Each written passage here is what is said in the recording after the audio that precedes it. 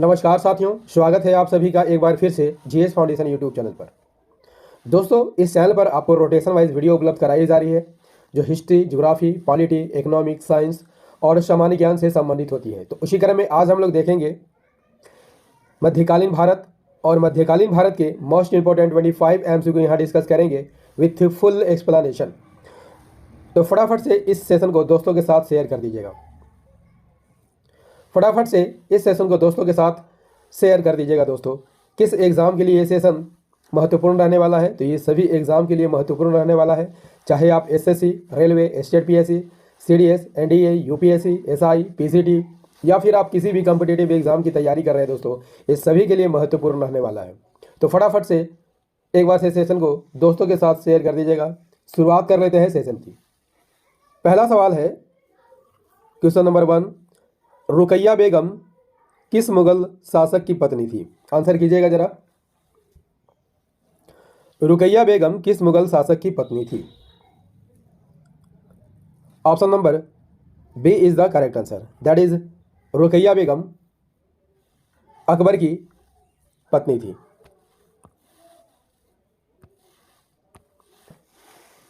रुकैया बेगम की बात कर लेते हैं दोस्तों कि ये अकबर की पत्नी थी, लेकिन रिश्ते में वो कौन थी? तो रिश्ते में उसकी चचेरी बहन थी। चचेरी बहन थी। अकबर की पत्नी रुकैया जो है उसके छोटे चाचा, जिनका नाम क्या होता है? हिंदाल मिर्जा, उसकी पुत्री होती है। इसकी शादी कब होती है? पहली शादी 14 वर्ष की उम्र में। क्लियर? नेक्स्ट सवाल कर लेते हैं दोस्तों। क्वेश्चन नंबर 2 क्या कहता है? क्वेश्चन नंबर 2 आंसर कीजिएगा जरा। महमूद गजनवी के साथ कौन भारत आया था? महमूद गजनवी के साथ निम्नलिखित में कौन भारत आया था? आंसर कीजिएगा जरा फटाफट से। महमूद गजनवी के साथ कौन भारत आया था? Answer is the option number A. Mahmud Ghaznavi के साथ अलबरूनी भारत आया था। क्लियर? दोस्तों, अलबरूनी की बात कर लेते हैं तो इसका असली नाम क्या होता है? इसका असली नाम अब्बू रेहान होता है। क्या होता है? अब्बू रेहान। इसका जन्म कब हुआ था? 973 ईस्वी में हुआ था। कहाँ हुआ था? ख्वारिज्म में हुआ था। ख्वारिज्म में हुआ था। इसकी मृत्यु कब हुई थी? 1048 में इसकी मृत्यु हो गई थी। कहाँ पर हुई थी? गजनी में हुई थी। ठीक है। इसकी रचनाएं कौन कौन है? तहकीक ए हिंद, तहकीक ए हिंद, इसकी रचनाएं तहकीक ए हिंद और किताबुल हिंद है। किताबुल हिंद। क्लियर? ये सभी प्रश्न जो है दोस्तों काफ़ी इंपॉर्टेंट है। चलिए नेक्स्ट सवाल कर लेते हैं दोस्तों।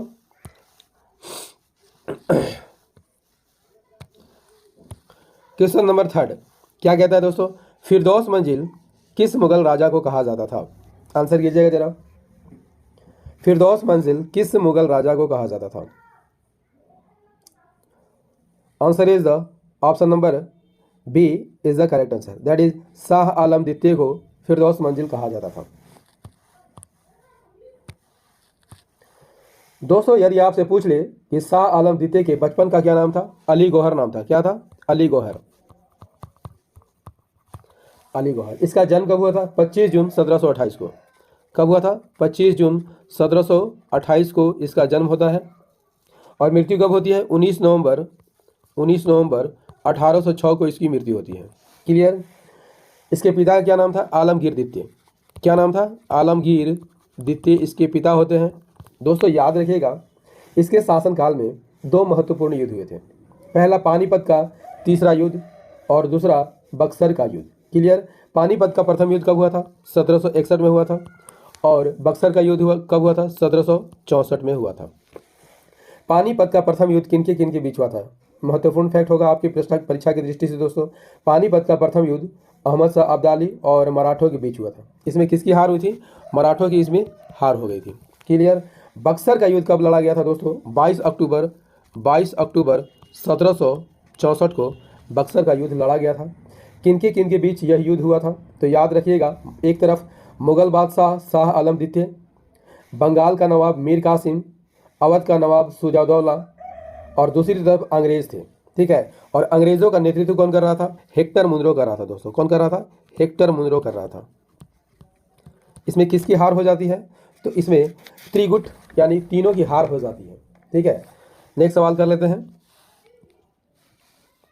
क्वेश्चन नंबर 4 कहता है कि निम्नलिखित में से कौन मुंतखब उल लुआब के लेखक थे? आंसर कीजिएगा जरा।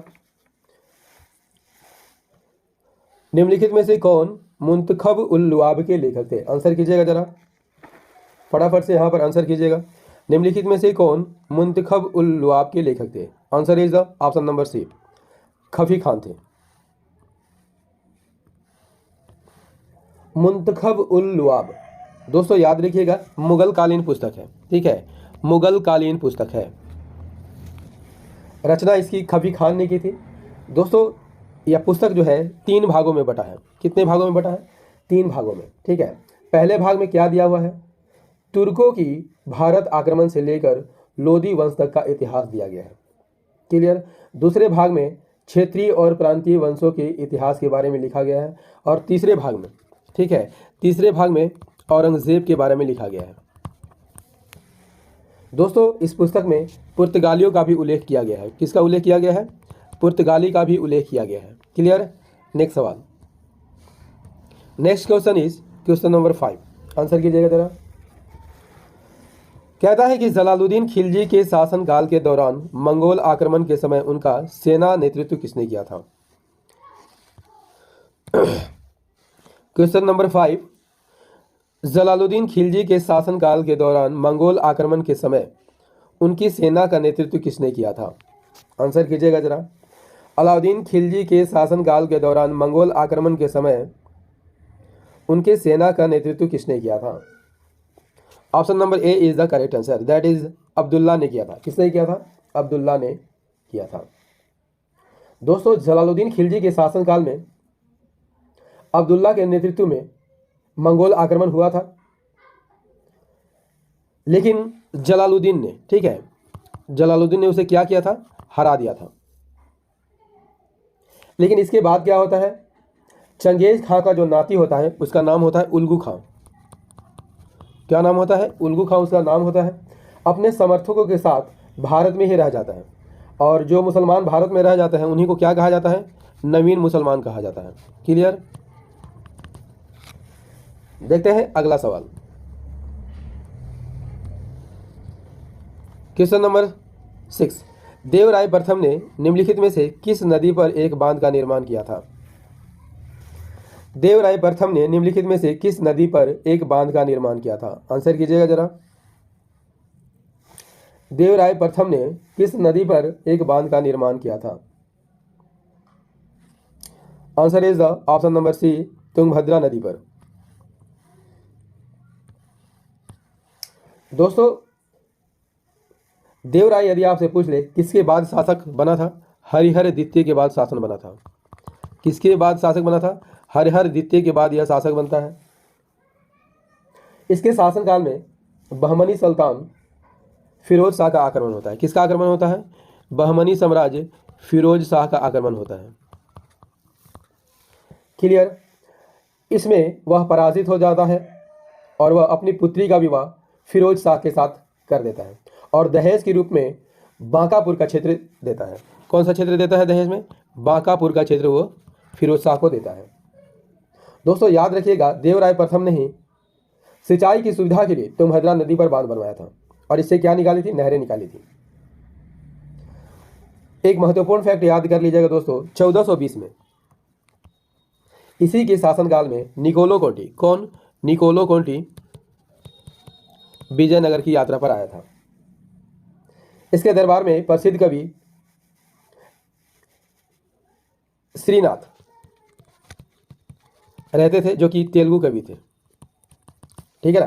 नेक्स्ट सवाल कर लेते हैं।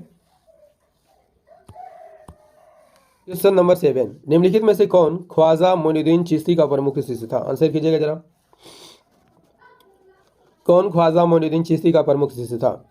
Option number B is the correct answer, that is Qutbuddin Bakhtiyar Kaki. दोस्तों यदि आपसे पूछ ले कि कुतुब मीनार का नींव किसने डाला था? कुतुबुद्दीन ऐबक ने डाला था। किसने डाला था? कुतुबुद्दीन ऐबक ने डाला था। किसके नाम पर इसका निर्माण किया गया था? कुतुबुद्दीन बख्तियार काकी के नाम पर इसका निर्माण किया गया था। वे मोइनुद्दीन चिश्ती के उत्तराधिकारी और शिष्य थे। नेक्स्ट क्वेश्चन,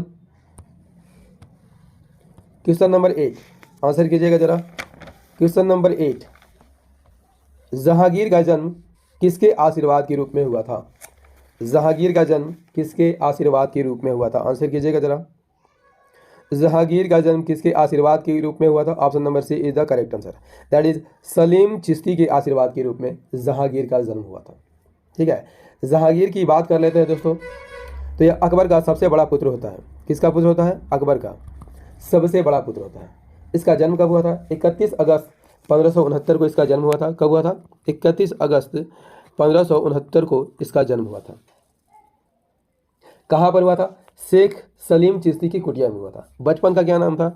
बचपन का नाम इसका सलीम था। और अकबर, यदि आपसे पूछ लिया जाए कि अकबर सलीम को किस नाम से पुकारता था, इंपॉर्टेंट फैक्ट है दोस्तों, शेखो बाबा के नाम से पुकारता था। किस नाम से पुकारता था? शेखो बाबा के नाम से पुकारता था। जहांगीर ने एक आत्मकथा लिखी थी, उसका नाम क्या था? तुजुके जहांगीरी। तुजुके जहांगीरी इसकी आत्मकथा है। किस भाषा में लिखा गया है? फारसी भाषा में लिखा गया है। जहांगीर के शिक्षक का क्या नाम था? अब्दुल रहीम खान खाना। अब्दुल रहीम खान खाना इसके शिक्षक थे। क्लियर? इसकी पहली शादी कब हुई थी? 1585 में हुई थी। किसके साथ हुई थी? आमेर के राजा भगवान दास की पुत्री मान बाई से इसकी पहली शादी होती है। ठीक है, किससे शादी होती है? मान बाई से शादी होती है। इस मान बाई से उसके बड़े पुत्र का जन्म होता है। उसका नाम क्या था? खुसरो, जो कि बाद में जाकर इसका विरोध भी करता है।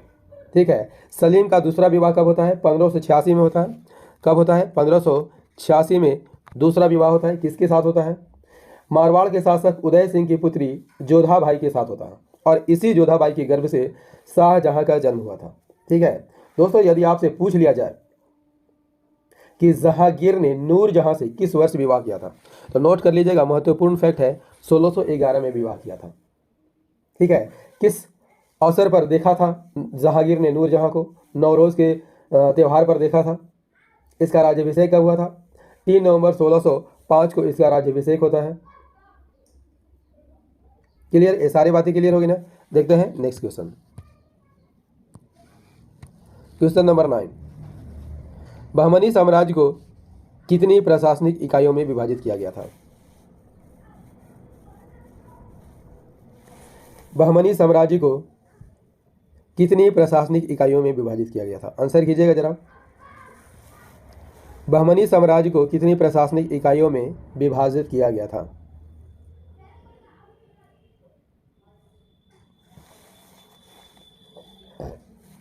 सही आंसर हो जाएगा 4 इकाइयों में विभाजित किया गया था। कितने इकाइयों में विभाजित किया गया था? 4 इकाइयों में विभाजित किया गया था। दोस्तों, यदि आपसे पूछ लिया जाए कि बहमनी साम्राज्य का संस्थापक कौन था, नोट कर लीजिएगा, जफर खां था। कौन था? जफर खां। जफर खां अलाउद्दीन बहमन शाह के नाम से गद्दी पर बैठा था। इसकी राजधानी कहाँ थी? गुलबर्गा इसकी राजधानी थी। गुलबर्गा इसकी राजधानी थी। ठीक है, और इसका अन्य नाम क्या होता है? एहसानाबाद इसका अन्य नाम होता है।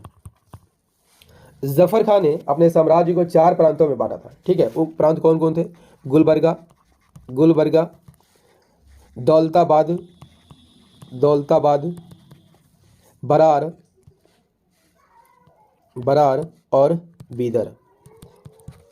Clear? Next one, question number 10, Sikh नेता बंदा बहादुर को निम्नलिखित में से किसके शासन के दौरान मार डाला गया था?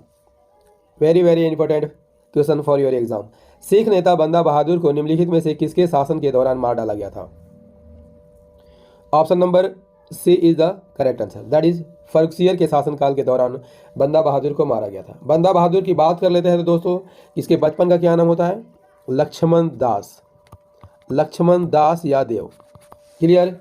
इसका जन्म कब होता है? 16 अक्टूबर 1670 को इसका जन्म होता है। इसके पिता कौन थे? रामदेव। इसके पिता कौन थे? रामदेव। गुरु कौन थे? गुरु गोविंद सिंह। गुरु गोविंद सिंह इनके गुरु थे। गुरु गोविंद सिंह इनके गुरु थे। इसने लोहगढ़ किले का निर्माण करवाया था। किस किले का निर्माण कराया था? लोहगढ़ किले का निर्माण कराया था इसने। और 9 जून 1716 को बंदा बहादुर की हत्या कर दिया जाता है। किसके द्वारा? फर्रुखसियर के द्वारा यह हत्या करवाया जाता है। सारी बातें क्लियर हो गई ना? नेक्स्ट सवाल कर लेते हैं। क्वेश्चन नंबर 11 कहता है निम्नलिखित में से किस पेशवा ने साहू को सत्ता में आने में मदद की थी? आंसर कीजिएगा जरा। किस पेशवा ने साहू को सत्ता में आने में मदद की थी? Option number C is the correct answer, that is Balaji Vishwanath ने किया था। दोस्तों याद रखिएगा, बालाजी विश्वनाथ को मराठा साम्राज्य का दूसरा संस्थापक कहा जाता है। मराठा साम्राज्य का दूसरा संस्थापक कहा जाता है। इनका जन्म कब हुआ था? 1662 में इनका जन्म हुआ था। कहाँ पर हुआ था? महाराष्ट्र में हुआ था। महाराष्ट्र में इसका जन्म हुआ था। इसके पिता का क्या नाम था? विश्वनाथ पंत। विश्वनाथ पंत इनके पिता का नाम होता है। मराठा सेनापति धन्नाजी जाधव का लेखाकार के रूप में इन्होंने कार्य किया था। मराठा सेनापति धन्नाजी जाधव का सेनापति के रूप में इन्होंने कार्य किया था। उसी समय मराठा सिंहासन पर वर्चस्व के लिए साहू और उसकी चाची ताराबाई के बीच लड़ाई चल रही थी। याद रखिएगा, उसी समय जो है मराठा सिंहासन पर वर्चस्व की लड़ाई के लिए किनके बीच लड़ाई चल रही थी? साहू और उसकी चाची ताराबाई के बीच लड़ाई चल रही थी। बालाजी विश्वनाथ ने किसका साथ दिया था? साहू का साथ दिया था। बालाजी विश्वनाथ ने साहू की सेना को जुटाने में मदद की थी और ताराबाई को हराने में मदद की थी। ठीक है दोस्तों, ये सारी बातें नोट कर लीजिएगा, इंपॉर्टेंट फैक्ट है। ठीक है, और मृत्यु की बात कर लेते हैं तो बालाजी विश्वनाथ की मृत्यु कब हो जाती है? 1720 में इसकी मृत्यु हो जाती है। और इसके बाद इसका पुत्र जो है बाजीराव प्रथम जो है इसका उत्तराधिकारी बनता है। सारी बातें क्लियर हो गई होगी। नेक्स्ट सवाल कर लेते हैं। क्वेश्चन नंबर 12 चौथ को भू राजस्व के किस भाग पर नियत किया जाता था? चौथ को भू राजस्व के किस भाग पर नियत किया जाता था? Option number C is the correct answer, that is भू राजस्व का 1/4 भाग लिया जाता था। दोस्तों चौथ की बात कर लेते हैं तो ये मराठा साम्राज्य का एक प्रकार का कर होता है जो कुल राजस्व का 1/4 भाग लिया जाता है। किस लिए लिया जाता है? मराठा आक्रमण से बचने के एवज के रूप में ये मराठों द्वारा वसूला जाता था। एक और कर थे, उसका नाम क्या था? सरदेशमुखी। सरदेशमुखी उसका नाम था और यह राजस्व का 1/10 भाग लिया जाता था। क्लियर? नेक्स्ट सवाल कर लेते हैं। क्वेश्चन नंबर 13 निम्नलिखित में से किस सुल्तान ने पहली बार खलीफा के नाम से खुतबा पढ़ने से इनकार कर दिया था? आंसर कीजिएगा जरा। निम्नलिखित में से किस सुल्तान ने पहली बार खलीफा के नाम से खुतबा पढ़ने से इनकार कर दिया था? Option number A is the correct answer, that is Alauddin Khilji ने। अलाउद्दीन खिलजी के बचपन का क्या नाम था? अली गुरसाब। इसके बचपन का क्या नाम था? अली गुरसाब इसके बचपन का नाम था। इसे जलालुद्दीन खिलजी ने कड़ा मानिकपुर का सूबेदार बनाया था। कहाँ का सूबेदार बनाया था? कड़ा मानिकपुर का सूबेदार यह बनाया गया था। लेकिन उसने अपने चाचा जलालुद्दीन खिलजी की हत्या कर दी थी। कब की थी? 22 अक्टूबर 1296 को अपने चाचा जलालुद्दीन की हत्या कर देता है और बलबन के लाल महल में अपना राज्याभिषेक करवाता है। दोस्तों इंपॉर्टेंट फैक्ट रहेगा आपके परीक्षा की दृष्टि से, अलाउद्दीन खिलजी को सिकंदर ए सानी के नाम से जाना जाता है। क्या कहा जाता है? सिकंदर ए सानी के नाम से इसे जाना जाता है। दोस्तों उसने विश्व विजय का सपना देखा था, लेकिन किसके कहने पर यह सपना का अपने त्याग कर दिया था? अल्लाह उल मुल्क के कहने पर, जो कि एक दिल्ली का कोतवाल था, उसके कहने पर उसने विश्व विजय का सपना त्याग दिया था। उसने खलीफा की सत्ता को तो मान्यता दी, लेकिन कभी भी खलीफा से अपने पद की स्वीकृति लेना आवश्यक नहीं समझा था। सारी बातें क्लियर हो गई ना? बढ़ते हैं नेक्स्ट सवाल की ओर। क्वेश्चन नंबर 14 आंसर कीजिएगा जरा। यादव शासकों की राजधानी कहाँ थी? यादव शासकों की राजधानी कहाँ थी? आंसर कीजिएगा जरा फटाफट से। यादव शासकों की राजधानी कहाँ थी? Option number D is the correct answer, that is Devagiri में थी। यादव वंश की स्थापना किसने की थी? भिल्लम पंचम ने की थी। किसने की थी? भिल्लम पंचम ने की थी।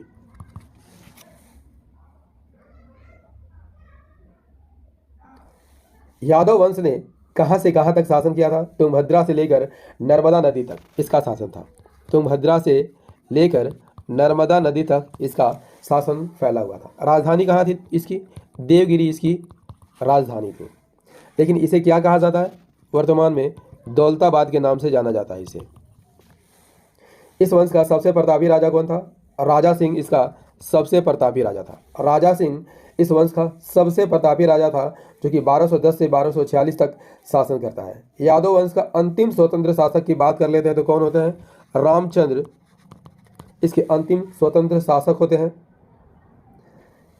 अलाउद्दीन खिलजी ने, याद रखिएगा, अलाउद्दीन खिलजी ने रामचंद्र को हराया था।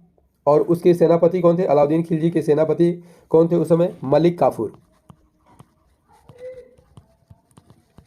मलिक काफूर ने रामचंद्र को हराया था और उसे आत्मसमर्पण के लिए मजबूर कर दिया था। Next question is question number 15। निम्नलिखित में से किस मुगल सम्राट को हिंदी गीतों की रचना का श्रेय दिया जाता है? आंसर कीजिएगा जरा। किस मुगल सम्राट को हिंदी गीतों की रचना का श्रेय दिया जाता है? Option number B is the correct answer, that is Jahangir को दिया जाता है। Next question is question number 16। कहता है कि बहादुर शाह प्रथम का जन्म किस वर्ष हुआ था? आंसर कीजिएगा जरा। बहादुर शाह प्रथम का जन्म किस वर्ष हुआ था? Option number B is the correct answer, that is 1643 को हुआ था। कब हुआ था? 1643 में हुआ था। बहादुर शाह का जन्म 14 अक्टूबर, कब? 14 अक्टूबर 1643 को जन्म होता है। कहाँ पर होता है? वरहानपुर में होता है। कहाँ पर होता है? वरहानपुर में इसका जन्म होता है। और यह 7वां मुगल बादशाह था। 7वां मुगल बादशाह। इसे क्या कहा जाता था? मुअज्जम कहा जाता था। मुअज्जम के नाम से जाना जाता था। साहिब-ए-खबर के नाम से जाना जाता था। साहिब-ए-खबर के नाम से जाना जाता था। इसके 4 पुत्र थे। कौन कौन? जहादर शाह, अजीमुस्सान, रफ़ी-उस-शान और जहान शाह। इसकी मृत्यु कब होती है? 1712 में इसकी मृत्यु हो जाती है। और फिर जहादार शाह अगला शासक बनता है। Next question, question number 17। निम्नलिखित में से कौन औरंगजेब का उत्तराधिकारी बना था? निम्नलिखित में कौन औरंगजेब का उत्तराधिकारी बना था? औरंगजेब का उत्तराधिकारी कौन था? Option number D is the correct answer, that is Bahadur Shah. Next one, question number 18। Nurjahan का मूल नाम क्या था? नूरजहां का मूल नाम क्या था? Very very important question for your exam. काफ़ी महत्वपूर्ण सवाल है आपकी परीक्षा की दृष्टि से। आंसर कीजिएगा जरा। नूरजहां का मूल नाम क्या था? Option number D is the correct answer, that is Mehrunnisa. Jahangir से इसका विवाह कब होता है? 1611 में इसका विवाह होता है। एक किसकी विधवा थी? शेर अफगान की विधवा थी। किसकी विधवा थी? शेर अफगान की विधवा थी। और शेर अफगान का नाम क्या था? अली कुली बेग। क्या नाम था? अली कुली बेग इसके पति का नाम होता है। दोस्तों, नूरजहां की माता की क्या नाम था? असमत बेगम। क्या नाम था? असमत बेगम। और इन्होंने ही गुलाब से इत्र निकालने की विधि की खोज की थी। इसके पिता का क्या नाम होता है? मिर्जा गियास बेग। इसके पिता कौन होते हैं? मिर्जा गियास बेग इसके पिता होते हैं।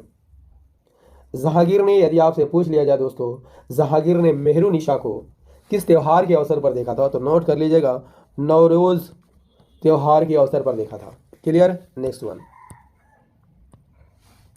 Question number 19। आंसर कीजिएगा जरा। निम्नलिखित में से किस लेखक ने अकबर के दीन-ए-इलाही को उसकी मूर्खता का स्मारक बताया है? किस लेखक ने अकबर के दीन-ए-इलाही को मूर्खता का स्मारक बताया है? Option number B is the correct answer, that is Vincent Smith ने। Next question is question number 20। Bharat में प्रथम फ्रांसीसी कारखाना कहाँ स्थापित किया गया था? आंसर कीजिएगा जरा। भारत में फ्रांसीसी कारखाना कहाँ पर स्थापित किया गया था? प्रथम कारखाना कहाँ पर स्थापित किया गया था? Option number A is the correct answer, that is Surat में स्थापित किया गया था। दोस्तों याद रखिएगा, भारत आने वाले अंतिम यूरोपीय कौन थे? फ्रांसीसी थे। कौन थे? फ्रांसीसी थे। ठीक है, इन्होंने ईस्ट इंडिया कंपनी की स्थापना कब की थी? फ्रांसीसी ईस्ट इंडिया कंपनी की स्थापना की थी 1664 में। किसके द्वारा इसकी स्थापना की गई थी? कोलबर्ट के द्वारा इसकी स्थापना की गई थी। कोलबर्ट की द्वारा इसकी स्थापना की थी। उस समय फ्रांस के शासक कौन थे? राजा कौन थे? लुई 14वां उस समय फ्रांस के राजा थे। कौन थे? लुई 14वां फ्रांस के शासक थे। फ्रांसीसियों की दूसरी फैक्ट्री कहाँ पर स्थापित की गई थी? मूसलीपट्टनम में स्थापित की गई थी। कहाँ पर स्थापित की गई थी? मूसलीपट्टनम में स्थापित की गई थी। कब की गई थी? 1669 में की गई थी। अगला सवाल कर लेते हैं दोस्तों, क्वेश्चन नंबर 21। दोस्तों सेशन कैसा लग रहा है कमेंट करके जरूर बताइएगा। यदि सेशन पसंद आ रहा हो तो इसे लाइक कर दीजिएगा, दोस्तों के साथ शेयर कर दीजिएगा, और यदि आप भी इस चैनल पर नए हैं तो चैनल को जरूर सब्सक्राइब कर लीजिएगा। ठीक है, आंसर कीजिएगा जरा। किस मुगल शासक ने मुगल साम्राज्य की राजधानी को आगरा से दिल्ली अस्थायी रूप से स्थानांतरित किया था? किस मुगल बादशाह ने मुगल साम्राज्य की राजधानी को आगरा से दिल्ली अस्थायी रूप से स्थानांतरित कर दिया था? Option number D is the correct answer, that is Shahjahan ने। ठीक है, शाहजहां की बात कर लेते हैं दोस्तों, यह मुगल वंश का 5वां शासक होता है। क्लियर? इसका बचपन का क्या नाम था? इसके बचपन का नाम खुर्रम था। क्या नाम था? खुर्रम इसके बचपन का नाम होता है। ठीक है, जन्म कब हुआ था? 5 जनवरी 1592 में इसका जन्म हुआ था जगत गोसाई के गर्भ से। ठीक है, जगत गोसाई के गर्भ से इसका जन्म हुआ था। कहाँ पर हुआ था? लाहौर में हुआ था। इसका जन्म कहाँ होता है? लाहौर में होता है। इसका प्रथम विवाह 20 वर्ष में ही हो जाता है दोस्तों। ठीक है, किससे होता है? नूरजहां के भाई जो आसफ खां होते हैं उसकी पुत्री से इसका विवाह होता है। इसका नाम क्या होता है? अर्जुमंद बानो बेगम। अर्जुमंद बानो बेगम इसका नाम होता है, और इसी का नाम आगे चलकर क्या हो जाता है दोस्तों? मुमताज महल। और उसने, किसने? शाहजहां ने मुमताज महल की याद में, आप सभी जानते होंगे ताजमहल का निर्माण कहाँ कराया था? आगरा में कराया था। आगरे में कराया था। इसका राज्याभिषेक कब हुआ था? 24 फरवरी 1628 को इसका राज्याभिषेक हुआ था। Next one, question number 22। निम्नलिखित में से किसे जिंदा पीर के नाम से जाना जाता है? आंसर कीजिएगा जरा फटाफट से। किसे जिंदा पीर के नाम से जाना जाता है? Option number D is the correct answer, that is Aurangzeb को जिंदा पीर के नाम से जाना जाता है। औरंगजेब की बात कर लेते हैं दोस्तों, यह 6ठा मुगल बादशाह होता है।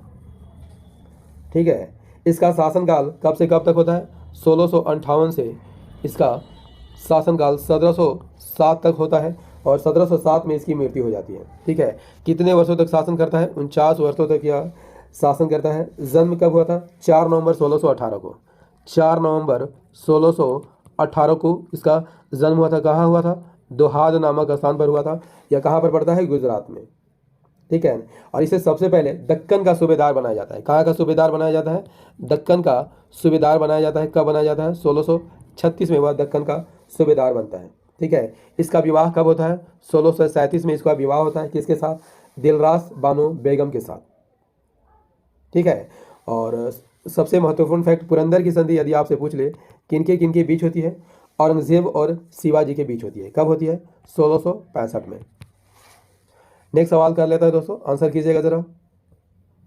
क्वेश्चन नंबर 23, आंसर कीजिएगा जरा। विजयनगर के किस शासक ने पुर्तगालियों को अपने साम्राज्य में चर्च बनाने की अनुमति दी थी? आंसर कीजिएगा जरा। विजयनगर के किस शासक ने पुर्तगालियों को अपने साम्राज्य में चर्च बनाने की अनुमति दी थी?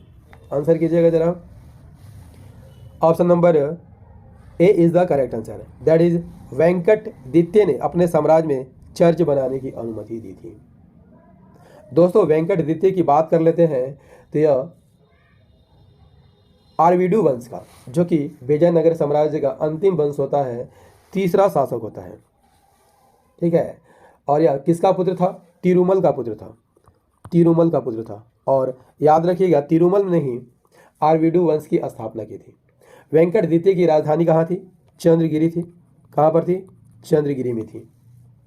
इसके शासनकाल में 1612 में, याद रखिएगा, वोडियार ने 1612 में मैसूर की स्थापना की थी। महत्वपूर्ण फैक्ट है दोस्तों, कॉपी कलम लेके जरूर नोट कर लीजिएगा। मैसूर की स्थापना की थी। ठीक है, नेक्स्ट सवाल कर लेते हैं। क्वेश्चन नंबर 24, मराठा काल में ग्राम प्रशासन के लिए उत्तरदायी अधिकारी कौन था?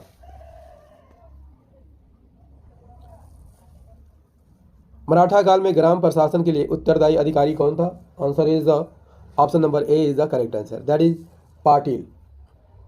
मराठा साम्राज्य में सबसे छोटी प्रशासनिक इकाई क्या थी? ग्राम थी। और इसका शासन किसके द्वारा चलाया जाता था? पाटिल के द्वारा चलाया जाता था। पाटिल का सहयोगी कौन था? कुलकर्णी। पाटिल का सहयोगी कौन था? कुलकर्णी। नेक्स्ट सवाल, इस सेशन का अंतिम प्रश्न कर लेते हैं दोस्तों। विजयनगर की कला का उत्कृष्ट नमूना कौन है? विजयनगर की कला का उत्कृष्ट नमूना कौन है? Option number A is the correct answer, that is Hampi. Hampi Vijayanagara साम्राज्य की राजधानी कर्नाटक में है। ठीक है, विजयनगर की बात कर लेते हैं दोस्तों। तो विजयनगर राज्य की स्थापना किसने की थी? हरिहर एवं बुक्का ने की थी। हरिहर एवं बुक्का ने की थी। कब की थी? 1336 में की थी। कब की थी? 1336 में की थी। किस नदी के तट पर की थी? तुंगभद्रा नदी के तट पर की थी। ठीक है, और विजयनगर की बात कर लेते हैं तो इसमें सबसे अधिक इमारतें किस वंश से रिलेटेड है? तुलु वंश से। तुलु वंश के शासक ने अधिक इमारतों का निर्माण कराया था। दोस्तों, मध्यकालीन भारत का ये सेशन आपको कैसा लगा कमेंट करके ज़रूर बताइएगा। यदि सेशन पसंद आया हो तो इसे लाइक कर दीजिएगा, दोस्तों के साथ शेयर कर दीजिएगा, और यदि आप भी इस चैनल पर नए हैं तो चैनल को सब्सक्राइब जरूर कर लीजिएगा। ठीक है, मिलते हैं अगले सेशन में ज्योग्राफी के प्रश्नों के साथ। जय हिंद, धन्यवाद।